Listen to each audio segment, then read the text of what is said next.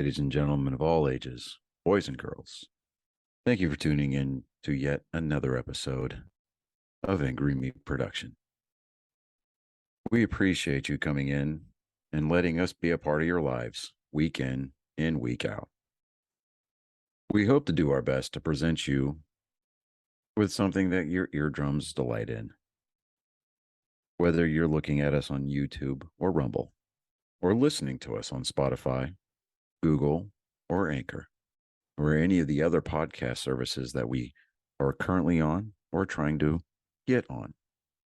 We thank you. And if you don't mind, at the end of every episode, stop by, leave us a comment, leave us a like. If it asks for 5 stars, we'll take 5 stars, even if you don't like us. 5 stars are what it's all about. With that being said, we hope you enjoy our attempt to make our advocation our vocation. Ladies and gentlemen, let the games begin. Welcome, Angry Faithful. Today on Psychos and Sociopaths, we're going to go over Gary Michael Heidnik. Basically, he was the inspiration for Buffalo Bills and Silence of the Lambs. He was an American criminal who kidnapped, tortured, and raped 6 women, murdering, can't talk, 2 of them while holding them captive in his self-dug pit in his basement floor in Philadelphia, Pennsylvania. He was sentenced to death and executed a lethal injection in July 1999.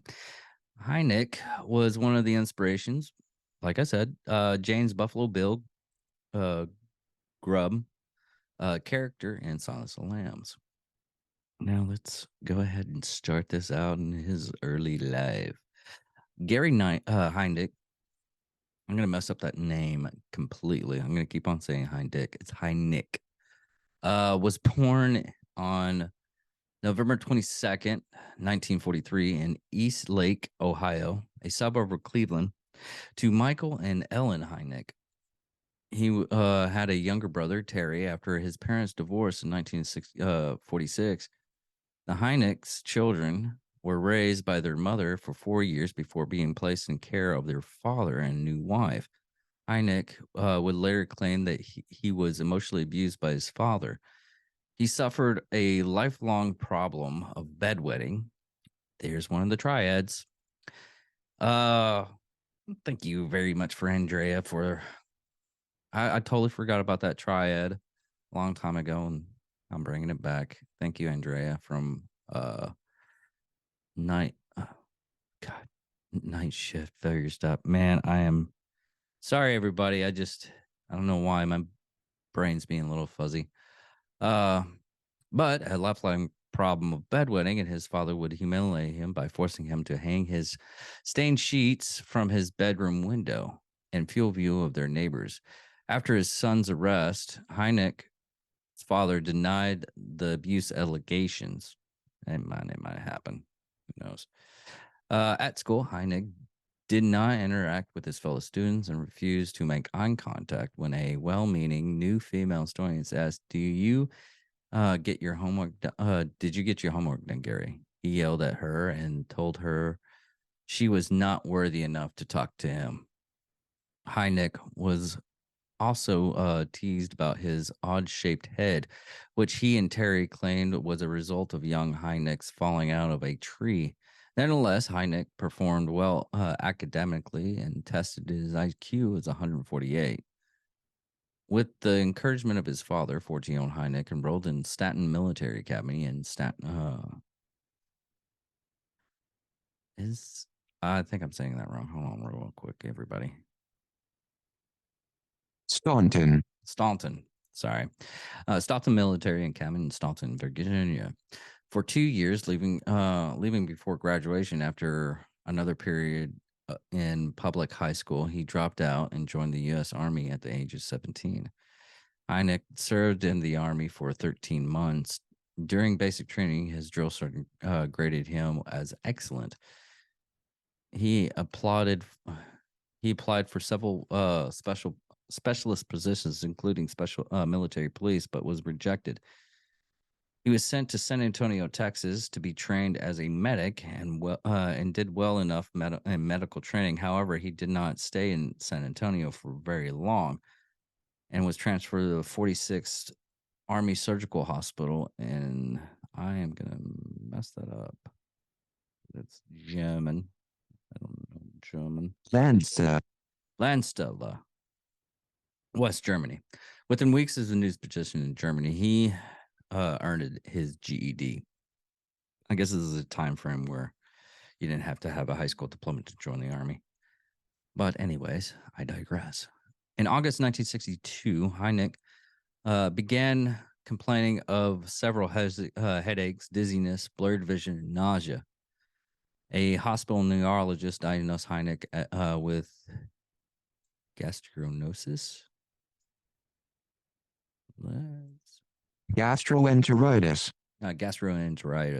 and noted he's placed in some mental illness for which he would prescribe another long-winded word that we're going to have to pay for. Trifluoperazine. In October 1962, Heinrich was transferred to the military hospital in Philadelphia, Pennsylvania, where he was diagnosed with schizophrenia, schizophrenic personality disorder, and consequently with the honorable discharge from military service. During his childhood, shortly after his discharge, Heidnik became a licensed practicing nurse and enrolled in the University of Philadelphia, only to drop out after his single semester. He worked as a Veterans Administration Hospital in Coatesville. Gosh, darn words. Coatesville. I had it right. But was fired for poor attendance and rude behavior towards patients from August 1962 until his arrest in March 1987. Heinrich spent time in and out of psychiatric hospitals and attempted suicide at least 13 times. Probably one more. He'd probably figured it out. But in 1970, his mother, who had been diagnosed with bone cancer and was suffering the effects of alcoholism, committed suicide by drinking chloride. His brother Terry spent time in a mental institution and attempted suicide many times. In October 1971, Heinrich incorporated a church called the Union Church of Ministers of God, initially with a mere 5 followers. In 1975, he opened an account under the church's name with Merrill Lynch. The initial deposit was $1,500. Heinrich eventually missed over $500,000, over $2.7 million in 2023. By 1986, the United Church of Ministry of God was prosperous and omnipotent. Dear Lord. Opulent. Okay. Sorry. Words bad for me. Heinrich used the memorial services to meet his future wife, Betty Disto, with whom he corresponded by mail for 2 years before proposing to her. Disto arrived from the Philippines in September 1985 and married Heinrich in Maryland the following month. On October 3rd, the marriage rapidly deteriorated after she caught him with a trio of other women. Throughout the course of their brief marriage, Heinrich forced his wife to be an onlooker while he performed intercourse with other women. This is sound culty. Disto also accused Heinrich of repeatedly raping and assaulting her. With the help of the Filipino community in Philadelphia, she was able to leave Heinrich in January 1986. Unknown to Heinrich until his ex-wife requests child support payments in 1987, he had impregnated Disto during their short marriage. On September 15th, 1986, she gave birth to a son. She gave birth to a son whom she named Jesse John Disto. Heinrich also had a child with Gail Lindkow. The son's name was Gary Jr. The child was placed in foster care soon after his birth. Heinrich had a third child with another woman, Angelette Davis, who was illiterate and mentally disabled. Their daughter, Maxine Davison, was born on March 16th, 1978, and immediately placed in foster care. Shortly after Maxine's birth, Heinrich was arrested for kidnapping, rape of Angelina's sister, Alberta, that had been living in an institution for the mentally disabled in Pinship. Now, going into the accused. Too far.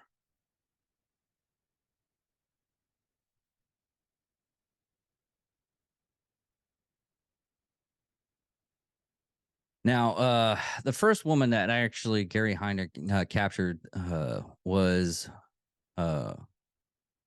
his first victim, Josephine Rivera, in 1986. And it's hard to imagine, but he actually turned her, by many accounts, into his accomplice.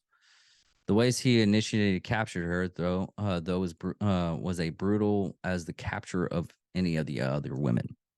Like all the other women that the real life Buffalo Bill killer targeted, Rivera was a prostitute lured into his home by the promise of money in exchange for sex. While Rivera was getting her clothes back on, Heidnik came up from behind her, and choked her. Then dragged her down into his basement, shackled to her limbs with chains, and sealed the bolts with super glue. Not saying for anything. I wonder if that actually works. I've heard of welding the bolts up, but super glue might work. Her last before our eyes. All I could remember, like a film projected of things that were going on in my life. Rivera would later say, it was like, just flipping back. Gary Heidnik then beat her with a stick until she stopped screaming for help.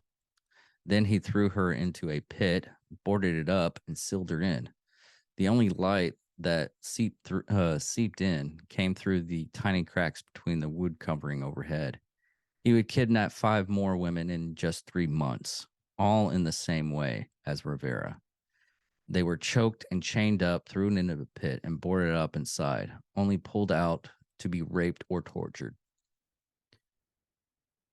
Anytime, and this is going off of a Rivera, anytime that you're caught off from the world outside, Rivera admitted after she was freed, whoever's holding you captive, you're going to grow in you're going to grow to like him regardless, because if he's your only contact to things outside, he's your only source of survival. And this is what happens with the Stockholm syndrome.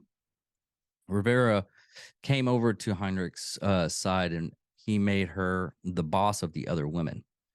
It was his way of pitting the women against each other. If she did what he said, he would bring her hot chocolate and hot dogs and let her sleep outside outside of the hole. But he made it clear if she disobeyed him, she could lose all of her privileges. Disobeying him was dangerous.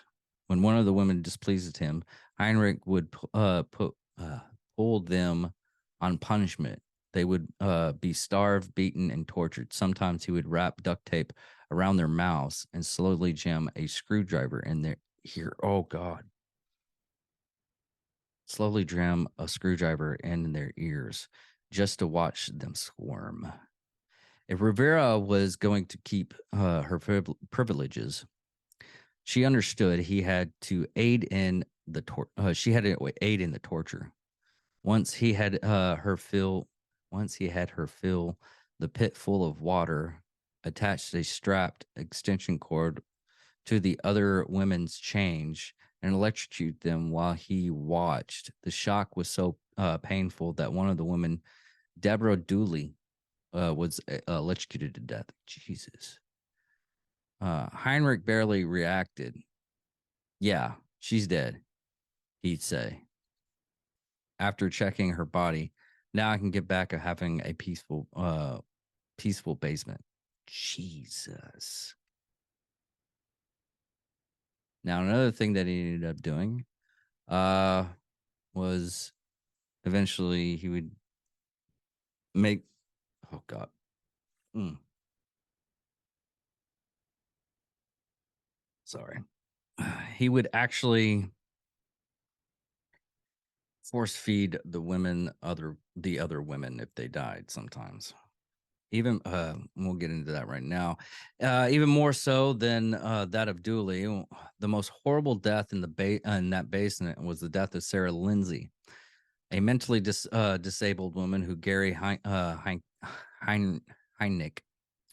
lured in shortly after Rivera. Lindsay couldn't take the abuse as well as the others, so Gary Heidnik put her on punishment and starved her for a few days. When he tried to give her food again, she didn't move. He realized her chains and she had collapsed onto the ground. The women were only allowed a few moments to panic. When they started screaming at the sight of their dead friend, Heineck told them, cut out their bullshit, and or they'll be dead next. He then dragged her body upstairs and cut it into pieces. He cooked her ribs in the oven, boiled her head onto the stove. Neighbors complained of the smell, prompting a police visit, but he claimed he immediately burnt a roast and put her arms and legs in the freezer. Then he grounded her flesh up, mixed it with dog food, and brought it down to the other women. Three women were still on punishment a few days before. He let them watch TV, and one had angered him by saying she was so hungry that the dog food in the ad looked good enough to eat. She get she got dog food. Hendrik told her, and sorry, the writing on some of the stuff. Hendrik told her, and he and the other she and the other two women would eat it with Lindsay's body parts mixed in. Though some of the sources refuted this account and said that Heinrich made it up to support his insanity defense later. He probably did. It would plague them for the rest of their lives, but they didn't have much choice. They had to either eat her or die. As one of the women, Jacqueline Atkins, would later say, if it wasn't for me eating her or eating dog food, I wouldn't be here today. Now, ultimately, accomplice or not, Josephine Riviera saved them all. Towards the end, Heineck was using her as bait to catch more women. He'd let her enter the outside world to help him pick up other women and lure them into his home, always keeping her on close by his side.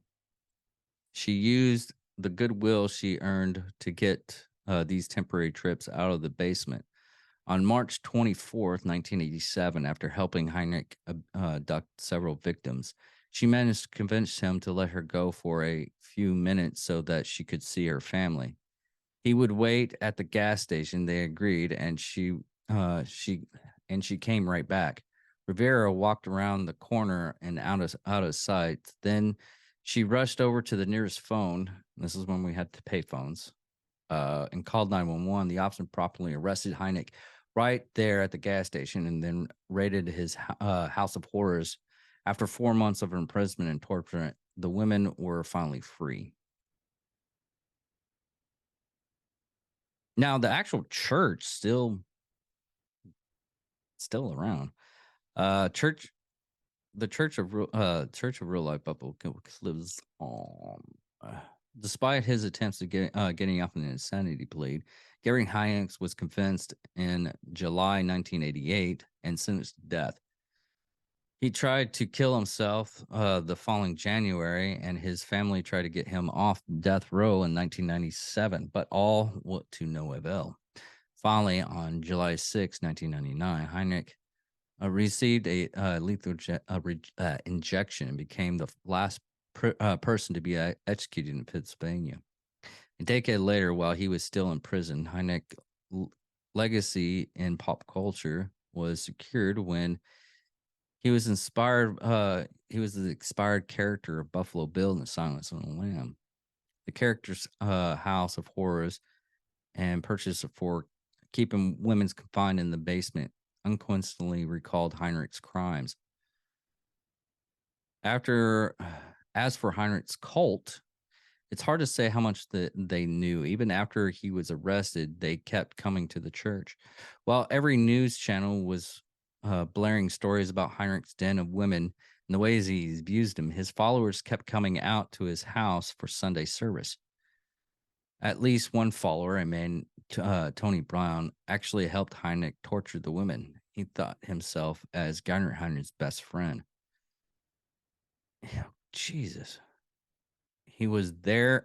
He was there when Heinrich's starved Lindsay to death, and he was there when Heinrich dismembered her body and wrapped her limbs up and labeled them dog meat.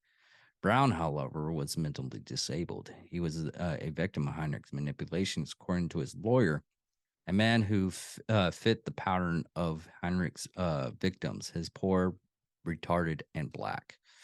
Jesus. Okay. According to Heinrich's neighbors, the member of his cults fit the description just as well.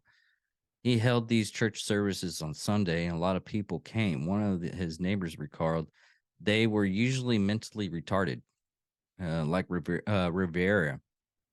Gary Heinrich's followers were victims of his manipulations, but in a way, I wonder if they're actually retarded, though. Man. Wow. Okay. But in a way, I know I shouldn't be laughing, but I'm fucking laughing. I'm sorry. That's just wow. But anyway, that's perhaps the most terrifying part of the story. Gary Heidnik wasn't just an unhinged sadist willing to torture, murder, or cannibalize a basement full of women. He got people to help. Let's see here. Sorry, I gotta go on to his notes.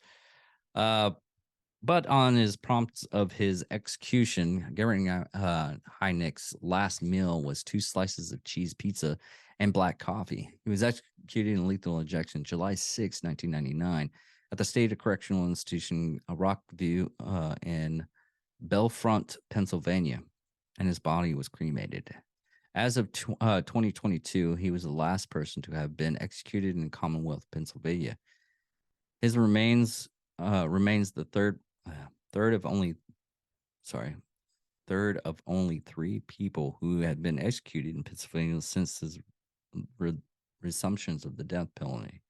The other were Keith Zillmer in May 1995 and Leon Moster in August 1995.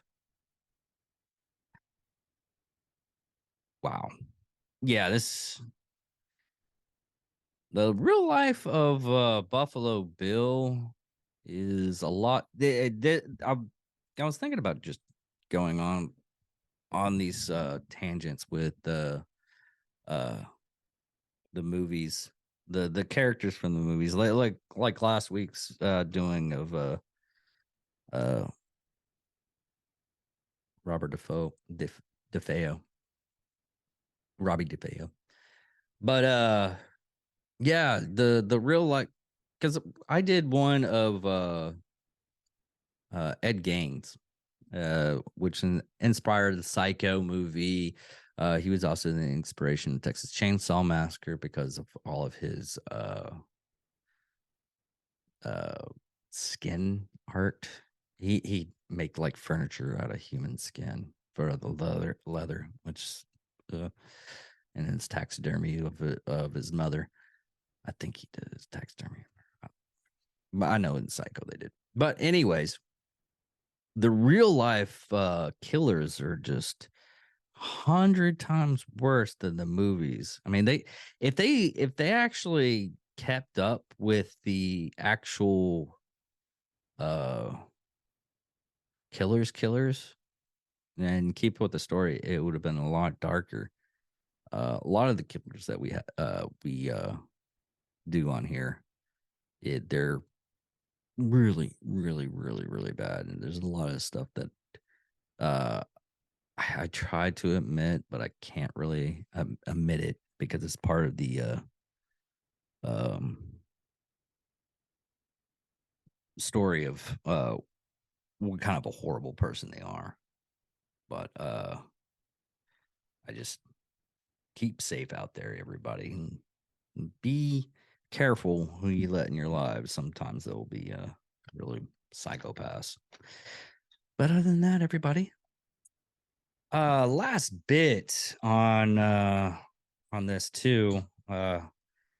We have a guy that was actually in the prison with Gary Heidnik, and this is what he has to say. And this is from the True Gerard podcast. The first one was the real Buffalo Bill. Gary Heidnik abducted 6 black women and put them in a pit under his house and electrocuted one of them and fed them to the others. Fuck. He was next door to me, man. Whenever the power went out on this unit and it's hush, this sick bastard would start doing the performance of these women in terror. Oh my God, he up there, he gonna kill us. Dudes would be beating on their doors, flushing their toilets, trying to drown them out. The guards come in and spray you with pepper spray. They want you to hear his shit. They're delighting in this bastard, tormenting you hour after hour, performing this sick ritual of what he was doing to these women, man. I still can't get that shit out of my head if I think about it. What was your feeling the day he went? They put chains on this man and marched him right past my door. And he went like this at me, like looking at me. I was like, fuck.